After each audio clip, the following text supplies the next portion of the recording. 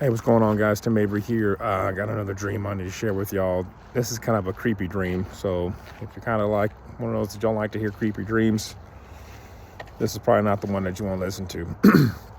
Well, so here's the dream, and if you know the interpretation or you're feeling like as you listen to this dream that you're getting an interpretation, please put in the comments below. I'd like to hear what you have to say about it.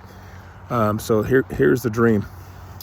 Parts of the dream I can remember. I was in a room that looked like a hotel room kind of thing, and somebody was being tortured, and they were like kind of strapped to this bed, and from this bed there was this little device that would come out from underneath the bed, and it looked like a big star-shaped object that was really sharp, and it would just come across and it would just cut across that person's belly, like just rotate one time, like one or two times across the belly, like just kind of like real quick like this, and then it just stop and then kind of go underneath the bed and just like hide. It was like, I don't know if it was automated, possessed, or what, but it would just come out and do that. And the guy that was on the bed would just moan. And I was just like, what the hell, you know? And so now what's unclear about this dream is like what my role is in this dream, because I don't know if I'm just a fly on the wall that I'm just like seeing this happening, or if this is something that I'm just seeing in the spirit, or if I'm actually there. So I don't know.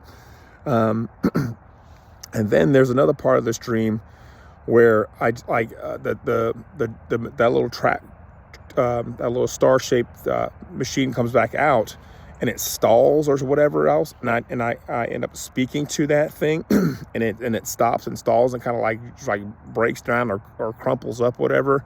And I went to go pick it up, and I could feel that it was like vibrating like very intensely, and I can tell how sharp it was, and I was careful how I picked it up, and then I like almost mocked it, and I said, oh, look at you, you're breaking down, you can't even work anymore, kind of like that.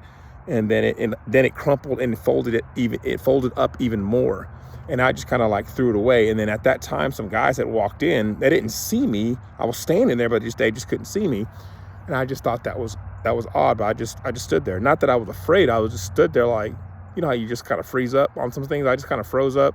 They didn't see me. They just kind of looked at the guy, and that's all I can remember about that dream. And then the other part, I woke up, came and went back to sleep, and had a second part of this dream that I was riding in a train or rail car, or I was traveling to go somewhere.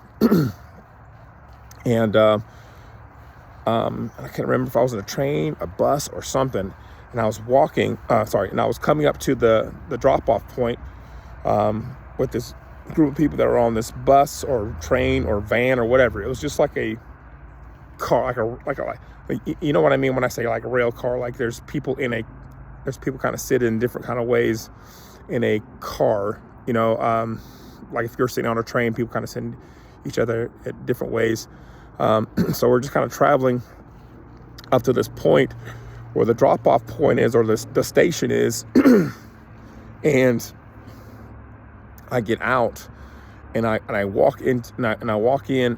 I walk off the car or bus, whatever it was, and outside the station, there's some guys sitting there talking back and forth. I don't remember what they're talking about. They were just they looked at me, and they just kind of went back to what they were conversating about. And the guy's eye was kind of weird. Like he had like a, it's gonna sound weird and funny. He had like a cock eye. It was like kind of like a lazy eye, and it was just kind of, you know, you could tell it was significant, like lazy eye or whatever. But he was talking to this guy, and he was bald. And they were smoking a cigarette outside, and so when I walked inside that room, the room was just filled with like smoke, like to the point where it was filled with so much. When I walked in the station room, I just started coughing like crazy inside that room, to the point where like when I woke up, I was coughing and hacking so much, like I could still feel the smoke in my lungs. It was like that, and so obviously it woke me up. So that was the dream. And so let me know what you think. I know those are kind of just, I always say odd dreams because I don't know. All I can see is the face value of dreams, and that's what Dawn tells me all the time. It's like sometimes I can interpret them, sometimes I can't.